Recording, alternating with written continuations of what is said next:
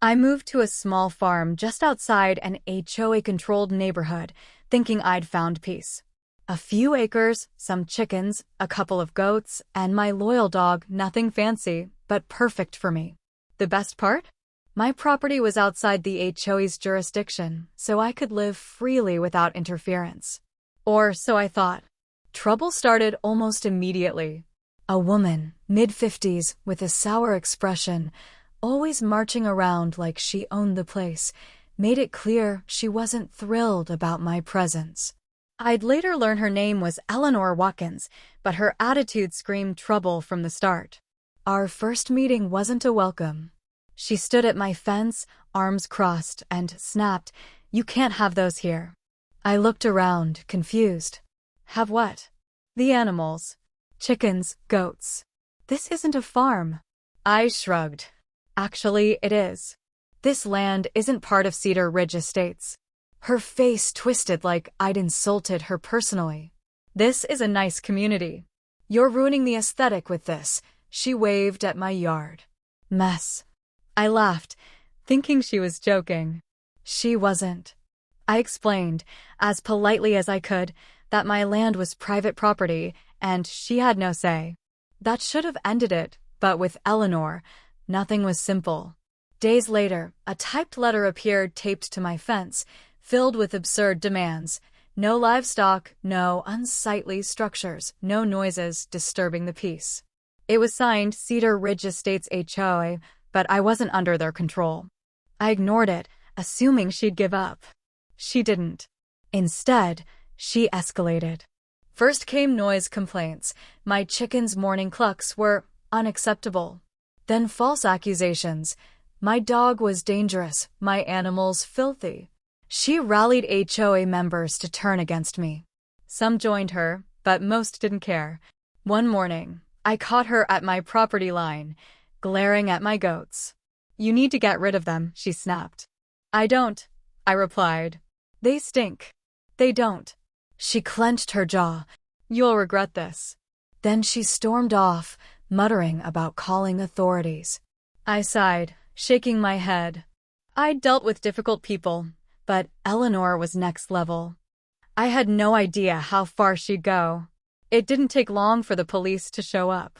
3 officers stepped out of their cars, scanning my property like they expected a crime scene. Eleanor stood nearby, arms crossed, smug. One officer approached. "We got a report of a dangerous animal attack." I raised an eyebrow. "An attack?" He glanced at Eleanor. "A woman claimed she was chased and nearly injured by aggressive livestock on this property." I almost laughed. My animals were lazily wandering, focused on their food. My dog, Scout, stretched and yawned. The chickens ignored the officers. The goats chewed leisurely. Eleanor stepped forward, putting on a show. It was terrifying. That beast, she pointed at Scout, lunged at me, and the goats charged. I barely escaped. The officers looked at me. I shrugged. That never happened.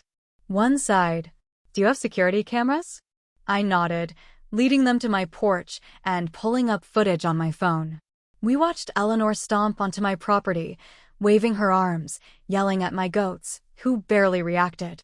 Scout stayed on the porch the whole time. No attack, no contact. One officer turned to her. "Ma'am, this doesn't show any attack." Eleanor's face reddened. "Well, maybe the footage didn't catch it, but I was in danger. He lets these animals roam free and Another officer cut her off. "Ma'am, you do realize filing a false report is a crime, right?" Her smugness vanished. "And you're trespassing on private property," he added, gesturing to the screen, showing her uninvited entry. Her mouth opened and closed, speechless. Another officer turned to me. "Would you like to press charges for trespassing?" I glanced at Eleanor, who looked ready to explode. I crossed my arms. "Yeah, I think I would." The lead officer nodded. "Ms. Watkins, you're under arrest for filing a false police report and trespassing." The color drained from her face. "You can't be serious." But they were. Within minutes, she was in handcuffs, protesting, insisting she was the victim. The officers ignored her, One even chuckled as they led her to the car. As she was placed inside, she shouted, "This isn't over." But we both knew it was. The air felt lighter, the farm quieter. For the first time since moving to Willow Creek, I had peace not just from Eleanor's schemes, but from knowing my home was truly mine. Scout wagged his tail, the goats munched on, and the chickens clucked softly. Eleanor's reign of harassment ended in handcuffs, and my farm stood free, a sanctuary beyond her reach.